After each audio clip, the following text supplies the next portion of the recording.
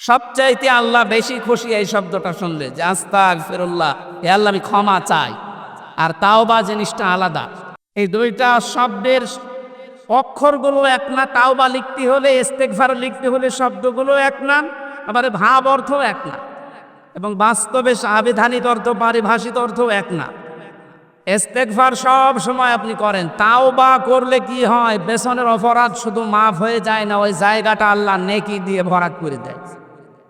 ইসলামপন্থী মানুষ, বিশেষ করে যারা একামতে দিনের দায়িত্ব পালন করে, যারা মন থেকে কাজ করে, তাদের যে অ্যাক্টিভিটিসগুলো, তাদের যে কাজকর্মগুলো, তাদের যে ইখলাস আমরা দেখতে পাচ্ছি। দাওয়াতও দেওয়া লাগছে না তাদের ইখলাস দেখে, শুধু কাজ দেখে এখন মানুষ ইসলামে প্রবেশ করে অলরেডি ফেলছে। আমার তো মনে হচ্ছে এই আয়াতটা আল্লাহ আমাদেরকে অলরেডি দেখাবে। সূরা কাসাস থেকে একটা আয়াত কালকে আমি পড়ছিলাম, ونريد أن نمن على الذين استضعفوا في الأرض ونجعلهم أئمة ونجعلهم الوارثين। ওই কিচ্ছা কাহিনী না, একেবারে বাস্তব যেটা ঘটবে বা ঘটতেছে ওইটা আপনি কোরআন থেকে শোনেন। আল্লাহ পাক বলেন, ওই জামানায় হযরত মুসা আলাইহিস সালামের যে দলটা ছিল, তিনি যে দলের লিডার ছিলেন, এমন বহু দলে বিভক্ত করে মানুষদেরকে দুর্বল করে রেখেছিল। শুধু একটা দলকে সে টার্গেট বেশি নিয়েছিল, সেটা মুসা নবীর দল। আমার আল্লাহ নিজের পক্ষ থেকে জানালেন, আমি আল্লাহ কিন্তু ইচ্ছা আলাদা করেছিলাম। আমার আল্লাহর ইচ্ছা ছিল এইটা, যে দুনিয়ার ময়দানে আমি মুসা নবীকে এই জামানায় এই জাতির নেতৃত্বে বসাবো এবং জমিনের ওয়ারিস উত্তরাধিকারী তাদেরকে মানিয়ে দেব। আমি তাই করেছিলাম। এটা এখন বাস্তব আমার মনে হচ্ছে, আমার চোখে ভাসতেছে। আল্লাহ তুমি সূরা কাসাসের 5 নম্বর আয়াতটা আমাদেরকে দেখাও।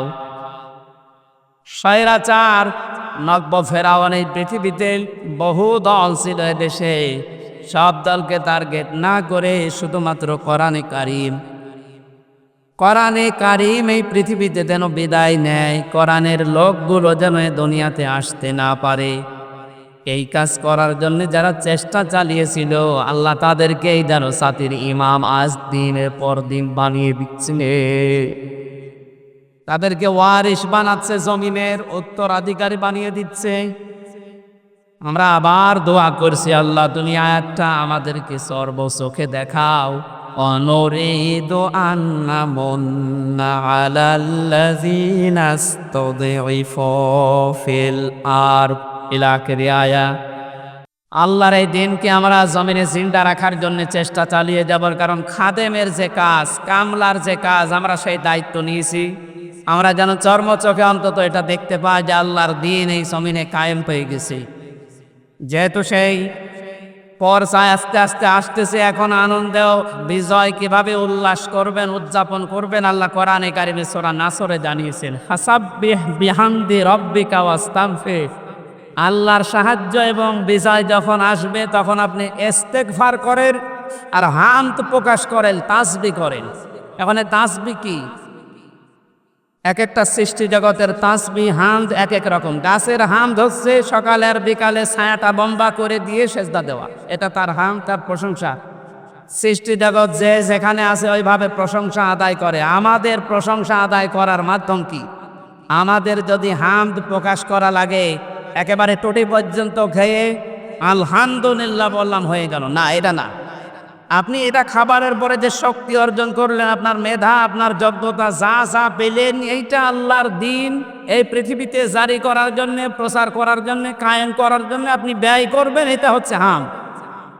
আল্লাহ এই হামদ করার তৌফিক এখন আমাদেরকে দেন। ওয়াস্তাগফির, ইস্তেগফার করা, পূর্বের যে সমস্ত অপরাধগুলো করেছি সামনে আর করব না, সচেতন হয়ে যাব, এই হিসাব নিকাশ করে আমরা ইস্তেগফার করব আল্লাহর কাছে।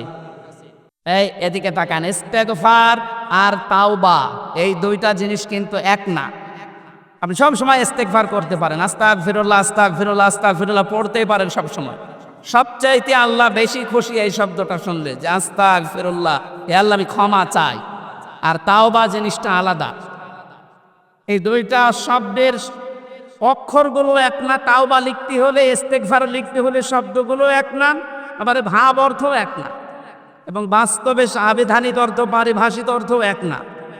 ইস্তেগফার সব সময় আপনি করেন, তাওবা করলে কি হয়, পেছনের অপরাধ শুধু মাফ হয়ে যায় না, ওই জায়গাটা আল্লাহ নেকি দিয়ে ভরাট করে দেয়।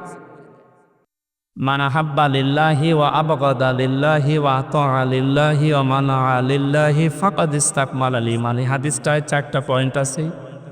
কাউকে ভালোবাসলে আল্লাহর জন্য ভালোবাসবেন। আজকে দুপুরবেলা খাবার সময় ভাই আমাকে ওইটা বলছি, আমি ভালোবাসি আল্লাহর জন্য, লোক দেখানোর জন্য না। কাউকে যদি আমি সত্যি ঘৃণা করি, এটা আমি আল্লাহর জন্য ঘৃণা করি। শহীদ আল্লামা দেলাওয়ার হোসেন সাঈদীকে আমি জীবনে 2বার মাত্র দেখলাম, জেলখানায় একবার আর বাইরে চুয়াডাঙ্গায় একবার। এছাড়া সরাসরি দেখা হয়েছিল বিশ্ববিদ্যালয়ে থাকাকালীন, ওই যে উনি তখন এমপি ছিলেন, একবার। খুব কম সময় ওনার সাথে, কিন্তু ওনাকে ভালোবাসি আমি না দেখে আল্লাহর জন্য। ইন্নাল্লাযীনা আমানু ওয়া আমিলুস সালিহাত সায়াজআলু লাহুমুর রহমানু ওয়্যা। আল্লাহ বলেন, অবশ্যই যারা ঈমান আনে আর ঈমানের দাবি অনুযায়ী যারা আমল করে, সৃষ্টি জগতের ভেতরে তার প্রতি একটা মহব্বত আমি আল্লাহ তৈরি করে দিই। তাকে আর সারা পৃথিবীতে, আমি কালকে মালয়েশিয়া থেকে নেমেছি, রাত 2টায় নেমেছি, নেমে বাড়ি থেকে এখানে সারা রাত সারা দিনে গাড়ির উপরে এসে আমি মনে করলাম একটু কথাবার্তা বলবো, কিন্তু শরীর তো সাপোর্ট করছে না, ঘুম এসে গেছে। সারা রাত এমনিতে বিমানের ভেতরে কবির বিন সামাদ ভাই ছিল পাশে, উনি তো একটু মজার মানুষ, তো ঘুমাতে দেয়। এরপরে আসার সময় ওই যে মাওলানা হোসাইন আহমেদের পরে কয়েকজন ছিল। অনেকদিন পরে যেহেতু ড্রাইভার সাহেবের সাথেও দেখা নেই, এই কথা বলতে বলতে ঘুমাতে পারি না। এরপরও আমরা যে কথাটা বোঝাতে চাই যে আমি ওনাকে ভালোবেসেছি, এর আগেও এখনও বাসি, আমি মরণ পর্যন্ত ওনাকে ভালোবাসবো আল্লাহর জন্য, কারণ উনি আল্লাহর দ্বীনের খাদে। 2 নম্বরে, আমি কাউকে যদি ঘৃণা করি, দেখতে না পারি, সহ্য আমার না হয়, এটা আমার আল্লাহর জন্য হয় না, আমার ব্যক্তিগত কারণ না। হ্যাঁ, আমি রিমান্ডে 10 দিন ছিলাম, আপনারা জানেন। 3টা বছর আমি যাই না, ঘরের নাম শোনেন, ওই রকম জায়গায় ছিলাম। আমি আল্লাহর জন্য ওনাদেরকে ঘৃণা করছি এবং আপনাদেরকে ঘৃণা করার জন্য বলছি এই কারণে, কারণ এগুলো মানুষ না, এই মানুষ নামে এগুলো জানোয়ার। কারণ শুধু নাম শুনি মনে করে যে আয়না ঘর মানে চারিদিকে আয়না দেওয়া আছে। এতে কত বড় ভয়ঙ্কর মানবতার সাথে আমরা মানবতা বিরোধী অপরাধের বিচার করলাম। এই ঘরের সাথে যারা জড়িত A to Z প্রত্যেকটা মানবতা বিরোধী অপরাধের শামিল, তাদের বিচার এখনই করা দরকার। আজকে একজন ওর সাথে জড়িত যে সর্বোচ্চ পর্যায়ে, তাদের ভেতরে একজন ধরা পড়েছে অলরেডি। আমরা বিচার চাই, ওর কোনো বিচার নেই। 8-10 বছর, 12 বছর, 14 বছর একটা মাটির নিচের ঘরে, এদিকে 1.5 হাত এদিকে 1.5 হাত। আপনি কি মনে করেন জিন্দা কবর ওইটা? এই কঠিন অবস্থায় সারা মানুষকে ফেলে রেখেছিল। আপনি যদি মেরে ফেলতেন, খবর দিয়ে দিতেন যে অমুক মারা গেছে, তারপরও তার স্ত্রীটা বিয়ে করতে পারত, তার ছেলে মেয়ে জানতো যে না মারা গেছে। আপনি ব্যারিস্টার আমান আজমি, কি বলে, ব্রিগেডিয়ার জেনারেল ব্যারিস্টার আরমান, ওনার স্ত্রীর কাছে আপনি কি জবাব দেবেন বলেন তো? 8-10 বছর তার স্বামী থাকার পরও না থাকার স্বামী, সে জানে না যে বেঁচে আছে কিনা। আজকে একটা ছবি ফেসবুকে সব পাশাপাশি ওনারা বসে আছে, দেখলাম, আমার কান্না চলে এসেছে যে মানুষ, এর বড় কিছু মানুষ জালেমদের পক্ষে এখনো পর্যন্ত সাফাই গাছ। এ দেখেন আমার হাতে কোরআন শরীফ, সত্য কথা বলছি, আল্লাহর কসম। আমি যে কষ্ট পেয়েছি 3 বছর, আমার কষ্টের কথা আমি আল্লাহর জন্য মাফ করে দিয়েছি, কিন্তু ওনারা যা করেছে ওটা মাফ পাওয়ার মতো না। ওনারা তো আমার শুধু শত্রু না, ওনারা মানবতার শত্রু, আল্লাহর শত্রু। রিমান্ডে আমার সাথে যে ব্যবহার করেছিল, আল্লাহ ভুল ধরতো মাঝে মাঝে। এই যে অফিসারগুলো ছিল, কাউন্টার টেররিজমের এই মেন দায়িত্বে যে লোকটা ছিল আসাদুজ্জামান, মনিরুল তো আগে ছিল, আমার সময় আসাদুজ্জামান, এরপরে এএসপি আতিকুর রহমান, শেখ ইমরান, এই বাগেরহাটে বাড়ি। এই মানুষগুলোর আচরণ আমি মানুষের পাইনি। রিমান্ডে আপনি আমার মামলার কথা জিজ্ঞাসা করে, যে বিষয়ে আমাকে মামলা দেওয়া হয়েছে ওইগুলো বলে যে আমি কিছু পারি কিনা, দেখেন না আল্লাহর ভুল ধরে যে আল্লাহর এই কাজটা করা ঠিক হয়। তো ওরে আমি ভালোবাসবো না ঘৃণা করব? কার জন্যে?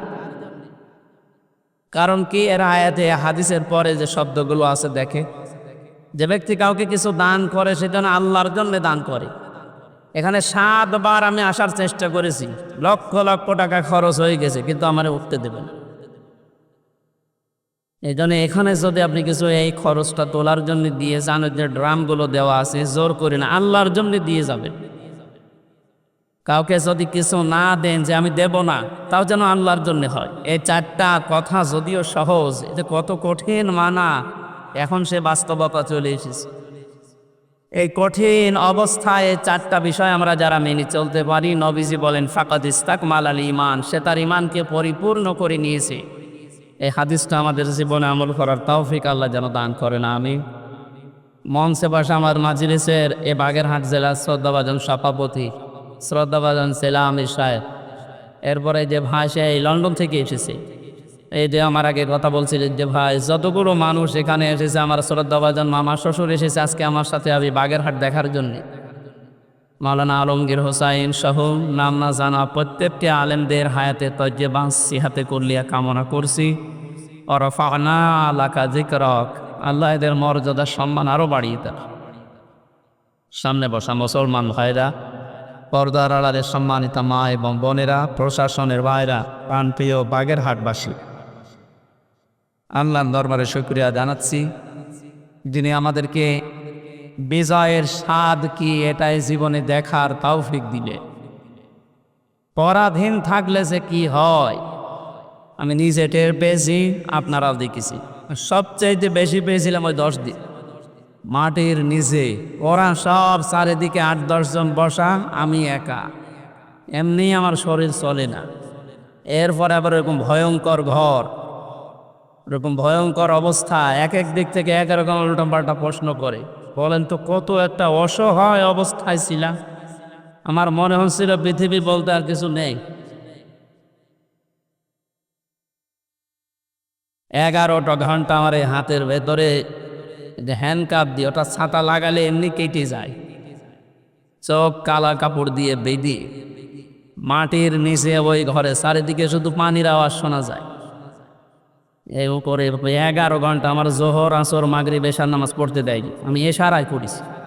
অজু আছে কি আছে, অজু করবো কোথায়? বলেন এই কঠিন অবস্থা বাংলাদেশের মতো জায়গায়, আর আমার চাইতে ভয়ঙ্কর ছিল তো ব্যারিস্টার আরমান, ব্রিগেডিয়ার ভাই আমান আজমি ভাই, এদের অবস্থা আরও কঠিন।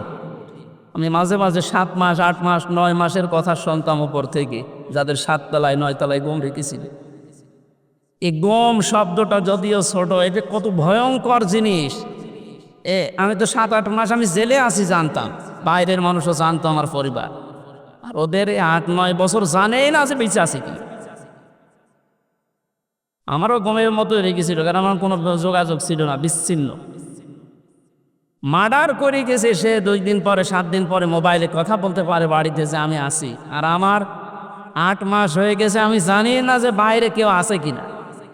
কারারক্ষীর কাছে একটু চিরকুট লিখে দিলে ওই যাবে আসবে, তারপরের দিন তার ডিউটি পড়বে, বাড়িতে যাবে, বাড়ি থেকে সংবাদ আসবে, সে আসতে আসতে মনে হয় সংবাদ বাসি হয়ে যায়।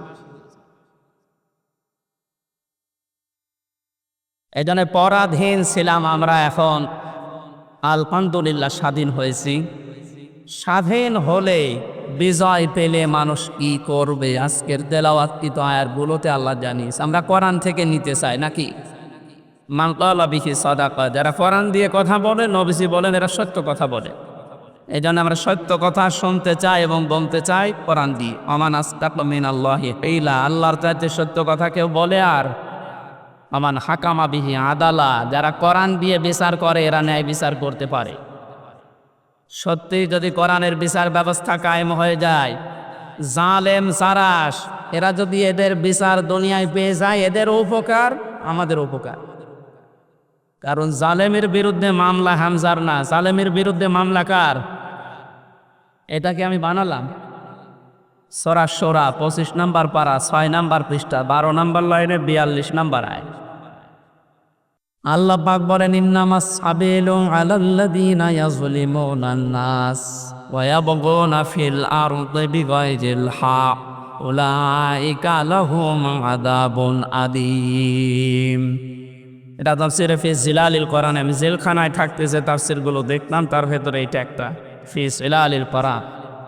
জালেমরা বাস্তবতায় যা দেখলাম, এই জালেমগুলো জানে না যে জেলখানায় বসে বসে সাইয়েদ কুতুব এই জিলালিল কোরআন তাফসীর নিয়েছে, এইটা জেলখানায় চলতে দেয়। অথচ সাইয়েদ আবুল আলা মওদুদী রহমতুল্লাহ আলাইহির ফি জিলাকি তাফহিমুল কোরআন ঢুকতে দেয় না।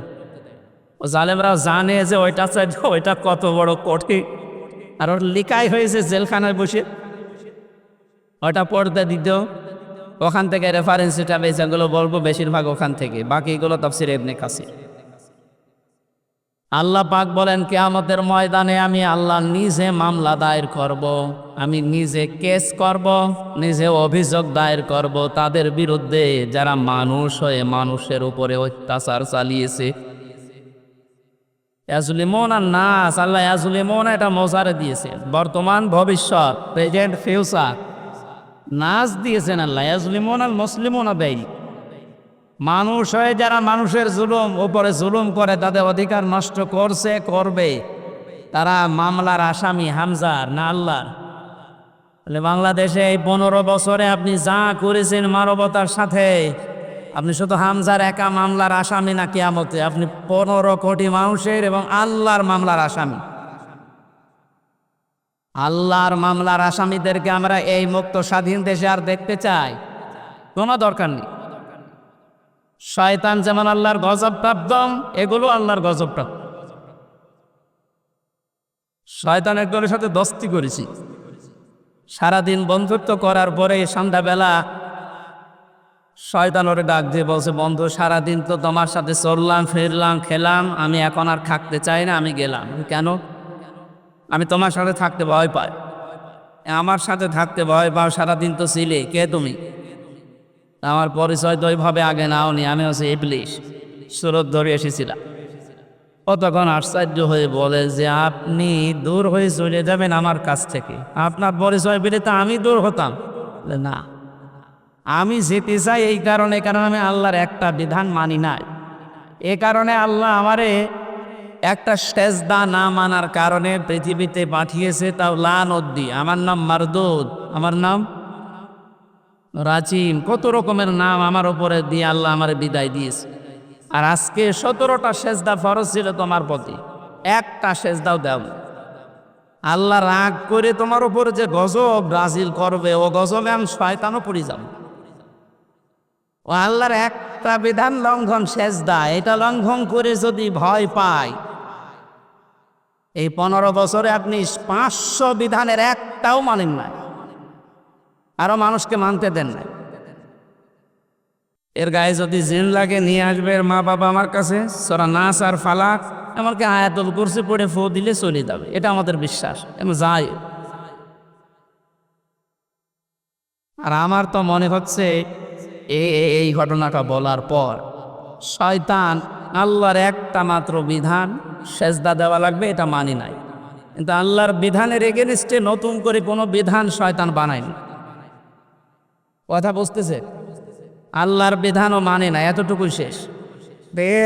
এগেনস্টে নতুন করে কোনো বিধান বানিয়ে মানবো এরকম কিছু শয়তান করেনি।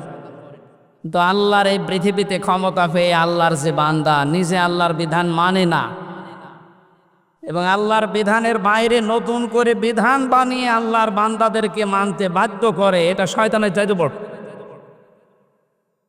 জিন শয়তান ধরলে তো নাচ ফালাক আর ইখলাস পড়লে চলে যাবে, আর ওরে পুরা কোরআন শরীফ তেলাওয়াত করে ফু দিলেও যাবে না। সুতরাং এইরকম এত বড় শয়তান আমরা আর দেখতে চাই না। মুক্ত যখন হয়েছে আলহামদুলিল্লাহ, কোরআন কি জানিয়েছে বিজয়ের পরে আমরা ওইগুলো এখন শুনবো। আমার কথার অর্থ বোঝেন আপনি? সুতরাং যারা আল্লাহর মামলার আসামি, ছোটখাটো বিষয় এটা না, অনেক ভারী কথা। আপনি আল্লাহর মামলার আসামি হয়ে গেছেন, কিয়ামতে আপনি উকিল পাবেন কোথায়? দুনিয়ার দিকে তাকিয়ে টের পাচ্ছে। 10 দিন আগে যার কথায় হাইকোর্ট, জজ কোর্ট, সুপ্রিম কোর্ট, প্রত্যেকটা কোর্ট ওঠা বসা করতো, এখন তার পক্ষে একজন আইনজীবী দাঁড়াবে, কেউ রাজি না। কি তার দলের লোক নেই? লক্ষ লক্ষ মানুষ এই পৃথিবীতে তার ভক্ত ছিল, সন্তান। এখন একটা বিচারপতি দাঁড়াবে, একটা উকিল দাঁড়াবে তার পক্ষ নিয়ে, কেউ রাজি না এই জালেমের পক্ষে। এখন ডিম খেতে খেতে মরছে, ডিমটা মুখ দিয়ে খেলিতে হয়, কত জায়গা দিয়ে ডিম খাচ্ছে। ওই জায়গাতে যখন আলেমদেরকে মাজায় দড়ি দিয়ে ছাগলের মতো তুলতেন, আমার মতো মানুষ, আপনি জানেন না হামজা কি? ও নিজেও বলতো রিমান্ডে, আপনি কিছু করেন না আমি জানি, কিছু জানেন তো আমার হাতে এই যে এটা বাইতে দিলেন, এই তো যথেষ্ট, আমি কি পালিয়ে যাব? পায়ে দিয়েছে ডান্ডা বেড়ি, মাজায় দিয়েছে দড়ি, মনে হচ্ছে ছাগল ট্রেনিং দিয়ে যাচ্ছে। আর ওই কোর্ট চত্বরে মানুষগুলো, কিছু মানুষ কান্ত আর কিছু শয়তান আসে দেখে টিপ্পনি কাটে, যা হচ্ছে ঠিকই হচ্ছে, এবার ঠেলা টের পাও।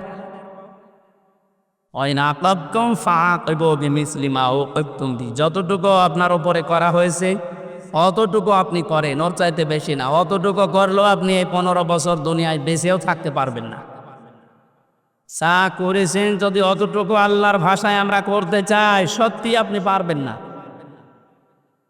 এদেশের বহু মেধাবী সন্তানেরা এই কোটার বিরুদ্ধে এমনি আন্দোলন করে না। বিশেষ করে এই 17 বছরের বাস্তবতা আমার জীবনে আমি যতটুকু দেখেছি, আপনি তাকান তো, অনার্স মাস্টার্স করার পরে বিশ্ববিদ্যালয়ে ফার্স্ট ক্লাস ফার্স্ট হওয়ার পরেও নেবে না, দলীয় পরিচয় পেছনে বিএনপি করে, শিবির করে, এই ত্যাগ দিয়ে। আরে ওইগুলো না দেখে আমার মেধা আছে কিনা ওইটা দেখ।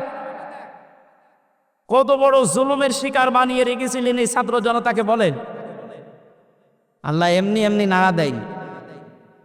কোরআনের পাখি সেই 15-16 বছর আগে একবার বলেছিল যে একটু 12 কোটি জনতা নাড়া দেবে গাছের গোড়া ধরে, দিল্লি গিয়ে পড়বা মামু বাড়ি, ঠিক তাই করব। খাপের খাপ মমতাজের বাপ মিলিয়ে গেছে।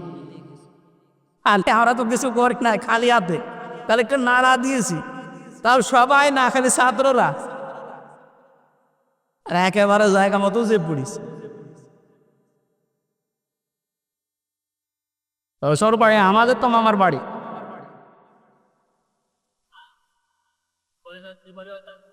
যাই হোক, আমি সে কথা বলতে চাচ্ছি, আমরা কোরআনে কারিম থেকে কথা শুনতে চাই, এবং জালেম যারা তারাও যেন মরণের পরে অন্তত তাদের আর বিচার না হয়, এজন্য দুনিয়াতে আমরা তাদের বিচার দেখতে চাই। আপনারা আমাদেরকে শত্রু ভাববেন না, আপনাদের বন্ধু, কারণ দুনিয়ায় উপকার করে দিচ্ছে। এ বিচার না হলে আপনি মনে করছেন মাপ পেয়ে যাবেন, কখনো না। আল্লাহর কাছে যা করেছিলেন ওনাকে বলেন, উনি ইচ্ছা করলে মাফ করে দিতে পারে। কিন্তু হামজার সাথে, ব্যারিস্টার আরমানের সাথে যা করলেন, এইটা আমরা যতক্ষণ মাফ না করবো আপনি মাফ পাবেন না। কারণ আপনি আমাকে আর আরমানকে শুধু কাঁদিয়েছেন তা না, আমার স্ত্রীকে কাঁদিয়েছেন, আমার মেয়েকে কাঁদিয়েছেন। আমার ছোট মেয়েটা আজ পর্যন্ত আমার চেনে না, আমার কাছে আসে না, ভয়তে বলে যে ও হুজুর, ওরকম হুজুর বহু আসে। কারণ সে 8-9 মাস ওরা রেখে গিয়েছিলাম, 3 বছর পর, ওটা এখন 4 বছর বয়স, ও জানবে কি করি? আপনি শুধু আমার একা ক্ষতি করেননি, আমার মা বাবার ক্ষতি করেছে, আমার স্ত্রীর ক্ষতি করেছেন, আমার সন্তানের ক্ষতি করেছে, আমার সংসারটা নষ্ট করে দিয়েছে। সব কিছু এরকম হামজা একা, লক্ষ লক্ষ মানুষ এই দেশে আমার মতো ব্যক্তি। আপনি মাপ পাবেন কয়জনে? 1 জন 2 জন 5 জন মাপ, কয়জন মাপ করতে পারে বলেন? এই লোকটাকে যদি আপনি মেরে ফেলেন তাহলে ওনার বিচার কি? ওনারও মেরে ফেলা লাগবে। ওনাকে যদি আমি মেরে ফেলি, আমার একটা বিচার এই যে আমাকে যদি মেরে ফেলেন তাহলে বিচার শেষ। কথা বলছেন আমার? আর একটা সিস্টেম আছে, হ্যাঁ, ওনার স্ত্রী, ওনার মা বাবা, সন্তান আদি যারা, ওরা যদি মাফ করে দেয়, টাকা পয়সা নিয়ে, জরিমানা নিয়ে, তাহলে মাফ হবে। তাছাড়া আর কোনো সুরত নেই। ওই 10 বছর 15 বছর 18 বছর 30 বছর জেল দিয়ে ওই লোকটা শুধু জেল খাটাই হবে, তার উপর আবার আরেকটা জুলুম হয়ে যায়। কিন্তু ওনাকে মাপ পাওয়ার জন্য কোরআনে কারিমে হাদিসে যে 2টা বিষয় আমরা পাই, 1 নম্বরে ওনারে মাপ পাওয়ার জন্যে ওনারে মেরে ফেলা লাগবে। কথা বলো না কেন? 2 নম্বরে শুধু মেরে ফেলা না, ওনার আত্মীয় স্বজন যদি টাকা পয়সা নিয়ে দিয়ে বলে যা মাফ করে দিলাম, ঠিক আছে। তাছাড়া মাপ পাওয়ার আর কোনো লাইন আছে? লাইন আছে? তো ওনার জীবন কয়টা? উনি আমাকে মেরেছে, আমি ওনাকে মেরে ফেললাম, শেষ হয়ে গেল। কিন্তু ওই লোকটা যদি 500 মানুষ 2700 ছাত্র হত্যা করার কারণ হয়, ওকে 2700 বার মারা লাগবে। পরে 2700 বার মারা যাবে? এমনি মরে গেছে, এমনি মরে যাচ্ছে। তো 2700 বার মারা যাবে কোন কায়দায়? একবার মরলে তো শেষ। 2699 বার এখনো মারা লাগবে। তো আমি মারবো কি করে? কারণ এতগুলো মানুষ এই কয়েকদিনে আমার সামনে 14 জন মারা গেছে পুষ্টে, আমার সামনে। আমি মরণের পর 5 তারিখে যদি স্বাধীন হয়ে যায়, 6 তারিখে সকালবেলায় প্রত্যেকের বাড়িতে আমার যা সামর্থ্য ছিল, এমনিতে আমিও মজলো যতটুকু পেরেছি 2 মাস চলার মতো তাদেরকে দিয়ে এসেছি। নেন, হাসপাতালে গিয়েছিলাম দেখতে, এক একজনের যে অবস্থা। এই জায়গায় গুলি লাগিয়ে, এই জায়গায় বন্দুক লাগিয়ে দিয়েছে, এই জায়গায় লাগিয়ে দিয়েছে, লজ্জাস্থান নষ্ট হয়ে গেছে। এরকম বহু মানুষ হাসপাতালে কাতরাচ্ছে এখনো। শুধু কুষ্টিয়া, বাকি জায়গাগুলো তো আমি তো জানি না এখন সব খবর। আর এই 8-9 দিন ছিলাম তো বাইরে, এই জন্য সব খবর জানিও না।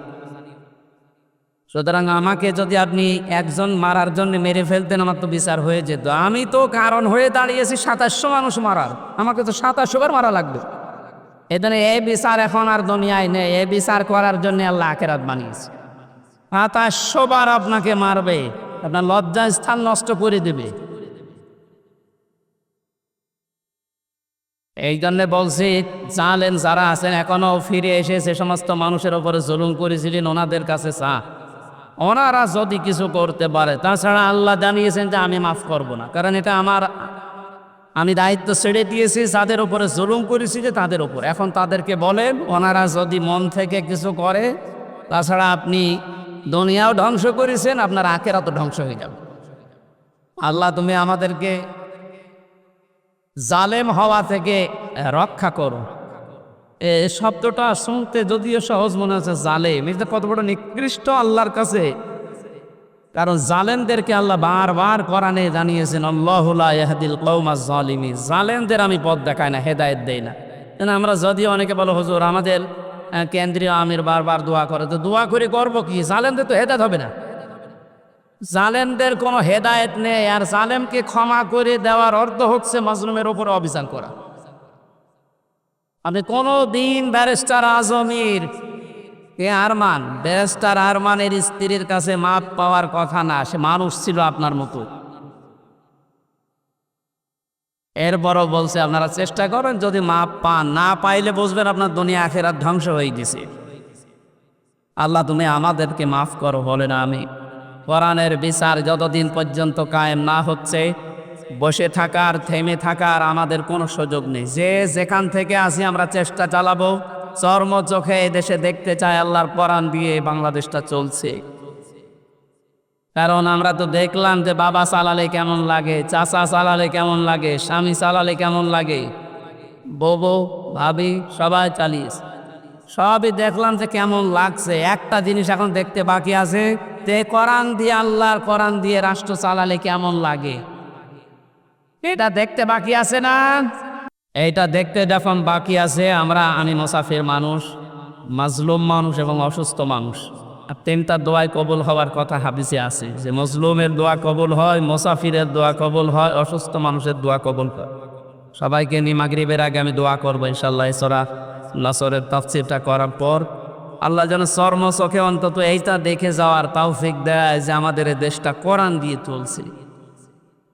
কি যে শান্তি পাবে প্রত্যেক ধর্মের মানুষেরা, আমি বলে বোঝাতে পারবো না, আপনি পাবেন ইনশাআল্লাহ। আমাদের হাকামা বিহি আদালত, যেহেতু নবীজি জানিয়েছেন কোরআন দিয়ে বিচার ফায়সালা করলে ন্যায় বিচার পাওয়া যায়। ন্যায় বিচার কি? শুধু নাম শুনি ন্যায় বিচার পেয়েছি 17 বছর আমরা। আমার এই ঠনকো মূল্য চুরি মামলা দিয়েছিল। আমার মামলা খুব কঠিন না, মূল্য চুরি করলে যা হয় ওই রকম একটা। সেই মামলা আমার 30-32 বার হাইকোর্টে ওঠে, সিএম কোর্ট, জজ কোর্ট, হাইকোর্ট, 3 বার। আল্লাহর ধরা বড় শক্ত ধরা, যেটা আমরা আইন মন্ত্রী আরে দরবেশ বাবারে দেখি বসিয়া কি দাপট গো। আমি মাঝে মাঝে আইন মন্ত্রীর এই আদালতে দেখতাম, আরে দরবেশ বাবা দেখতাম বসে আছে। আমারে যখন নিয়ে যেত ওই উপরে দেখা যেত তো বসে আছে দরবেশ। দরবেশ যে এই কাম করতে পারে আমার তো কোনোদিন বিশ্বাস হয়নি।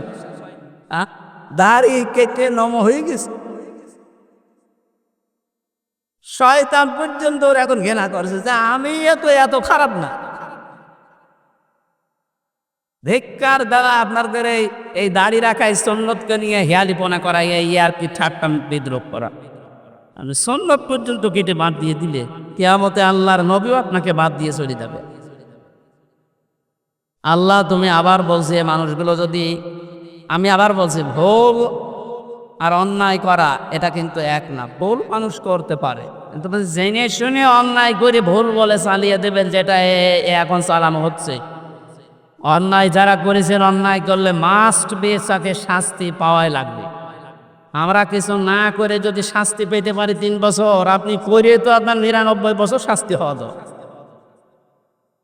প্রথম জেলে যাওয়ার পরে যার সাথে দেখা, একেবারে গেট দিয়ে ঢুকে আল্লাহ সেই কি শাহজাহান জল্লাদ, এরা কাতে প্রথমে হাত মিলিয়েছে। আমারও বলছো হুজুর আপনারে আমি চিনি। চেনেন মানে?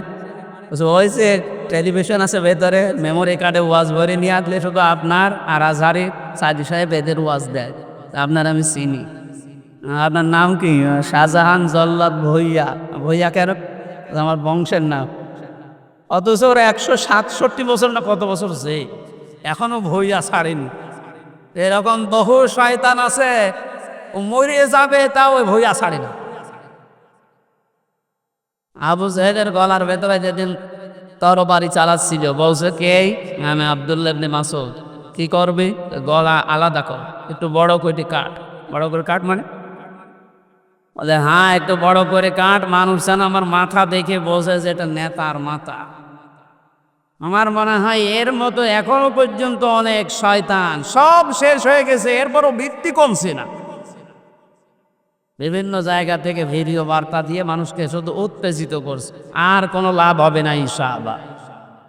আপনি যাই করেন আর কোনো লাভ হবে না। এদেশের মানুষ বুঝে গেছে, ধোঁকা দিয়ে বোকা বানিয়ে বেশি দিন রাখা যায় না। এই জন্য কোরআনের বিচার ব্যবস্থা যদি কায়েম হয়, দল মত এখানে আর নেই। সবাই যেহেতু আমরা মুসলিম, 96% মুসলমানের দেশে কোরআনের বিচার চলবে না মানে? এই কথা বলেন না কেন? আমান আমিলা বিহি উজরা, যারা কোরআন দিয়ে আমল করবে কিয়ামতে আল্লাহ নিজে তাদেরকে পুরস্কার দান করবে। আল্লাহ রাব্বুল আলামিন কোরআনের আমল করার মাধ্যমে পুরস্কার যেন আমাদেরকে দান করে। দুঃখজনক হলো সত্য, 500 আমল আছে কোরআনের। কয়টা? এই দেশে এখন একটাও নেই। সামনে আস্তে আস্তে আমরা 500টা আমলই চালু করব কোরআন দিয়ে ইনশাআল্লাহ। আমান দাআ ইলাইহি হাদা, নবীজি বলেন তুমি যদি হেদায়েতের ওপরে থাকতে চাও, বড় সোব্বা গায়ে দিলে, পাগড়ি মাথায় দিলে, আর রুহুল আমিন ভাই মতো এরকম মোটা হলে হেদায়েতের উপরে থাকা যাবে? হেদায়েতের উপরে থাকতে হলে কোরআন দিয়ে ডাকা লাগবে। আমান দাআ, একালি টান আছে, দাওয়া ইলাইহি হাদা। কেউ যদি হেদায়েতের উপরে থাকতে চায়, সে যেন মানুষকে কি দিয়ে ডাক দেয়? তাহলে আজকে থেকে আমার দাওয়াতি কাজের মেন টার্গেট হবে কি বলেন তো? নবীজিকে পর্যন্ত আল্লাহ আদেশ দিয়েছেন, ইয়া আইয়ুহার রাসূল বাল্লিগ মা উনজিলা ইলাইকা মির রাব্বিক। হে রাসূল, আপনি তাবলীগ করেন, প্রচার করেন, দাওয়াতি কাজ করবেন কি দিয়ে? সুতরাং আমরা দলমত চিনি না, বুঝি না, এসব কিছু যেন এই কেন্দ্রিক হয়। আবাদ হুদিয়া ইলা সিরাতিম মুস্তাকিম। কেউ যদি হেদায়েতের উপরে থাকতে চায়, কোরআন দিয়ে সে ডাকবে, এবং কেউ যদি কোরআনের ডাকে সাড়া দেয়, আল্লাহ নিজে তাকে হেদায়েত নসিব করে দিবে। সুতরাং আজকে আমরা কোরআনে কারিম দিয়ে আপনাদেরকে ডাক দেব, আপনারা কোরআনের ডাকে সাড়া দেবেন। আমরা প্রত্যেকেই হেদায়েতের উপরে চলতে চাই, সিরাতে মুস্তাকিম আমরা পেতে চাই। আমিন। দরুদ আর সালাম পড়ছি মোহাম্মদ রাসূলুল্লাহ সাল্লাল্লাহু আলাইহি ওয়াসাল্লামের প্রতি। সূরা নাসর পড়েছি, মাদানী যুগের সূরা। কোরআন শরীফে 3 আয়াত বিশিষ্ট 3টা সূরা আছে, আসর, নসর আর কাউসার। কয়টা বলেন তো? নসর মানে সাহায্য, নসর মানে কি? আর নাসর মানে ইগো। নুন সাদ র, নাসর মানে সাহায্য। নুন সিন র, নাসর মানে ঈগল পাখি। এই জন্য এখানে যারা তেলাওয়াত করেন এই সূরাটা নামাজে, একটু মুখ গোল করে পড়বে। আল্লাহ পাক বলেন, ইযা জা নাসরুল্লাহি ওয়াল ফাত। যখন আল্লাহর সাহায্য আসবে তখন আপনি বিজয় দেখতে পাবেন। যদি আপনি ইজা জা নাসরুল্লাহি ওয়াল ফাত বলেন সিন দিয়ে, যখন ঈগল পাখি আসবে তখন বিজয় পাবেন, পুরা মানে উল্টে যাচ্ছে।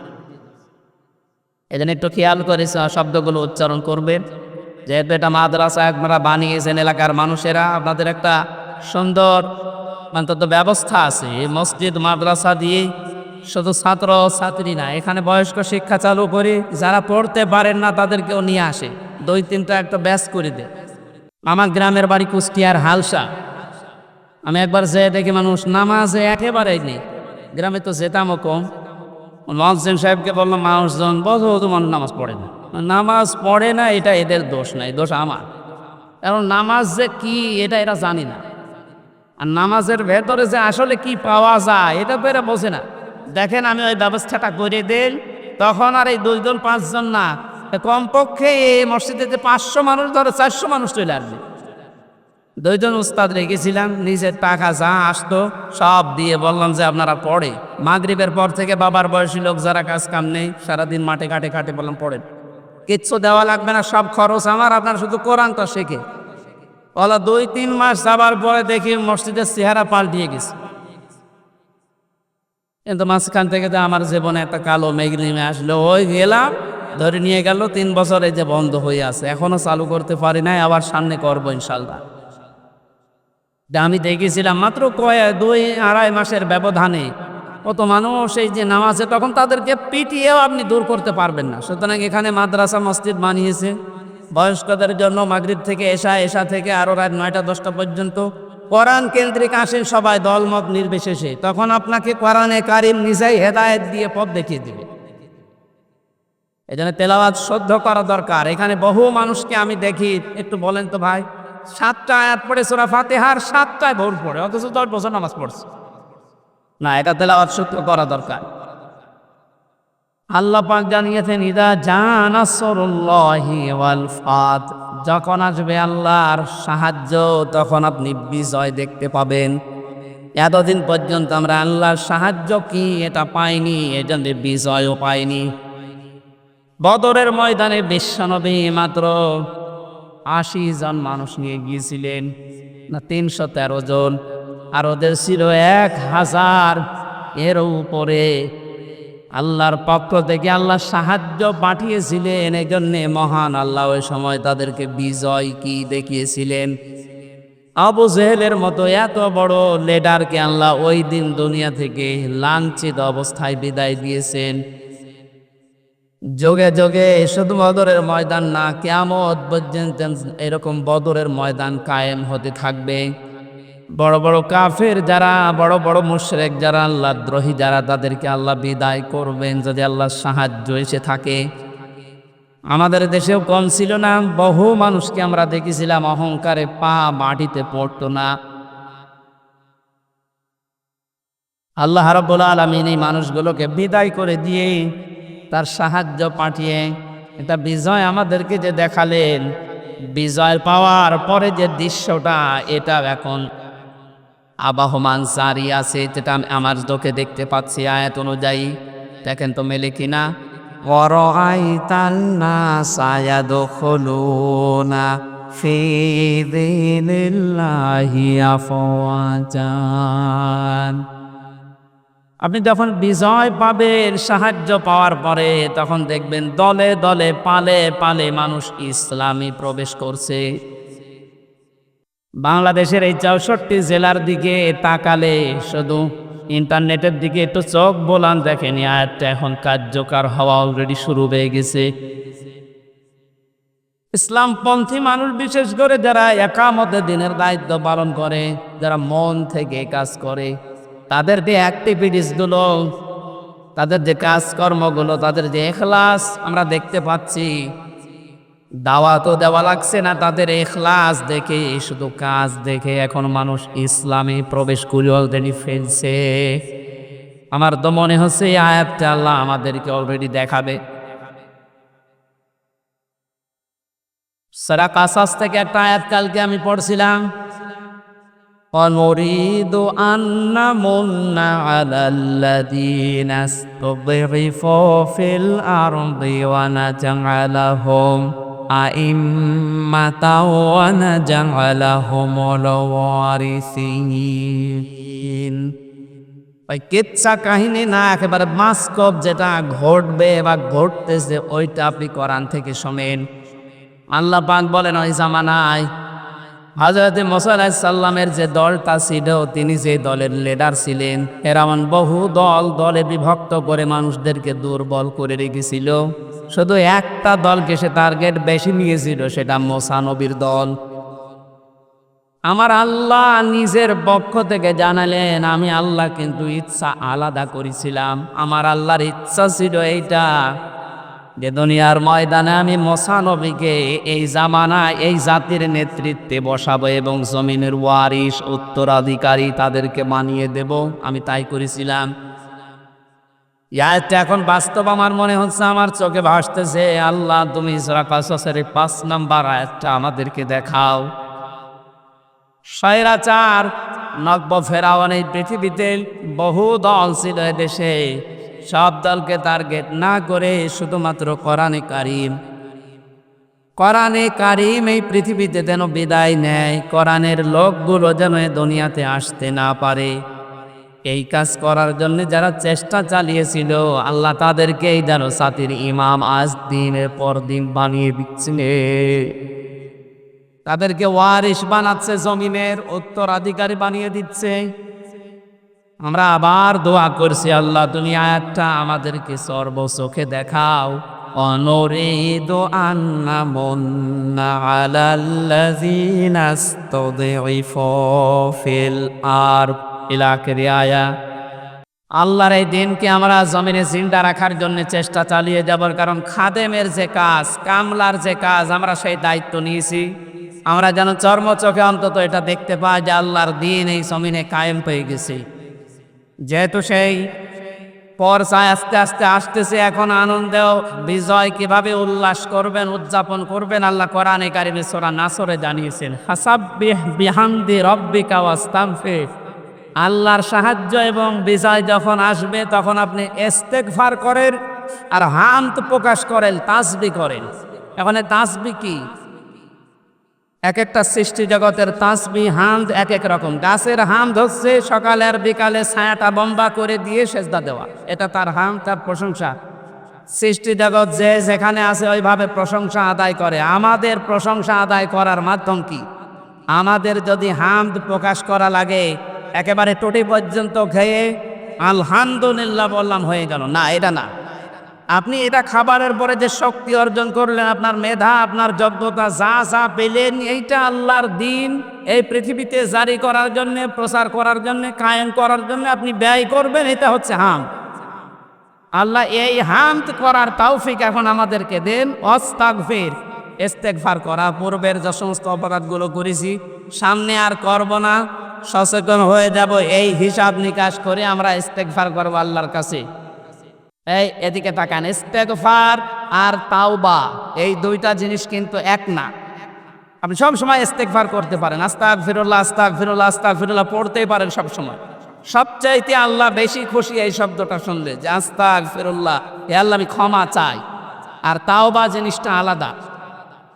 এই দুইটা শব্দের অক্ষরগুলো এক না, তাওবা লিখতে হলে, ইস্তেগফার লিখতে হলে শব্দগুলো এক না, আবার ভাব অর্থ এক না, এবং বাস্তবে সাংবিধানিক অর্থ, পারিভাষিক অর্থ এক না।